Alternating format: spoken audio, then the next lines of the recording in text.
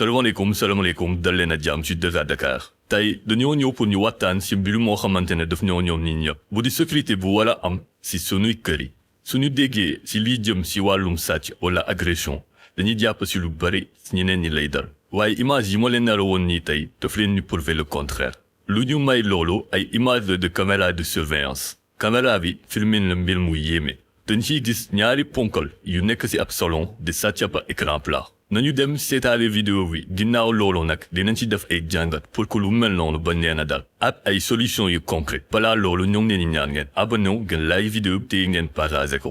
sur ce mën nañ dem.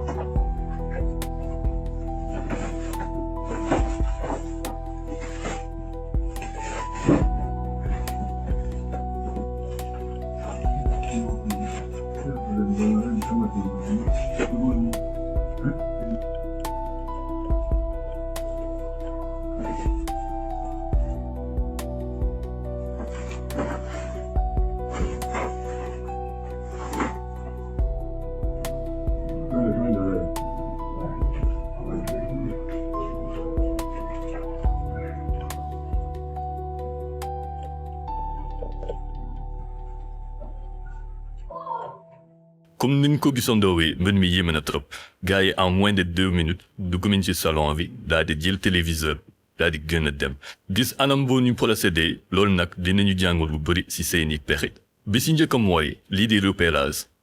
yaan yi xam nañ bu baax la lay indi ci biir parce que bañ demee directement ci télévision bi xam nañ nuñ koy décrocher ba indi nañ sax benn sac boo xamante ne foofu lañ koy dugal sac bi nag sac bu mag la comme niñ ko gisee ci écran bi ñaareel bi mu di logistique kenn ci ñoom ñëwul ak ay loxo neen sac bi moom moo ko indaale waaye lu ñu gën a marqué ci mbir bi mooy anam bi ñu def ba laax télé bi xam nañ ne ak guddi si ne suñ génnee yor télé gars yi dinañ leen repéré dañ xam ne ñii mi dañ doon sàcc loolu moo waral ñu jël seen temps daal di emballé télé bi parce que télé bi ku ko gis da nga xam ne télé bu mag la environ 50 pouces balaa ñu koy dugal ci sac bi ut nañ benn mbaaj daal di ko ci lem pour dugal ko ci biir sac bi soo leen bëggee mucc ci genre situation yi nii am na ay mesures yoo xamante ne mën ngeen ko mettre en place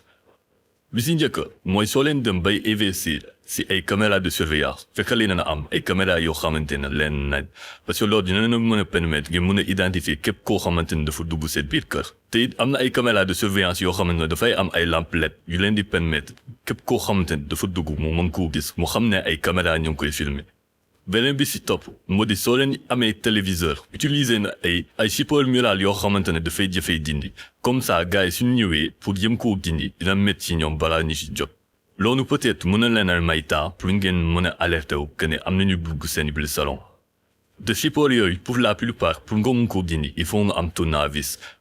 te loolu dina jël temps boo xamante ne dina dem ci 5 à 10 minutes te la plupart des sàcc amuñu temps boobu non beneen bi ci topp moo di lépp loo xamante ne mu di solidarité de voisinage loolu nag mooy meilleur système d'alarme boo xamante ne mën nga ko mettre en place soo leen mënee am ay groupe WhatsApp yoo xamante ne dafay mën a boole ñi ngeen déedal kër ñi leen mën a permettre ñi am ay système d'alerte su fekkee ne dafa am koo xamante ne dafa am comportement bu suspect ci biir koñ bi mën nañ ko fa signaler comme ça ñii dinañ ci mën a bàyyi xel beneen bi aussi mu di ngeen installer ay système d'alarme ci seeni buntu loolu nag dafa xaw a onéreux maanaam dafa xaw a cher mais n'empêche que su fekkee ne dangaa bëgg sécuriser sa alarme loolu noonu c'est l'un des meilleurs moyens système d'alarme yi nag alarme sonore la à moins de minutes su dugalul code daa am alarme buy déclenché wu alarme boobu nag mën na éveiller képp koo xamante ne dafa nekkoon ci biir kër gi te it mën na entrer une panique si kii di sàcc mu daw vidéo bi l'élévation tellement nag j'espère que analyse bi dina leen leeral ci mbir mi ñu ngi leen di ñaan ngeen partager vidéo bi au maximum en personne te ngeen like ko sur ce ñu ngi waxante ba beneen sur 2V Dakar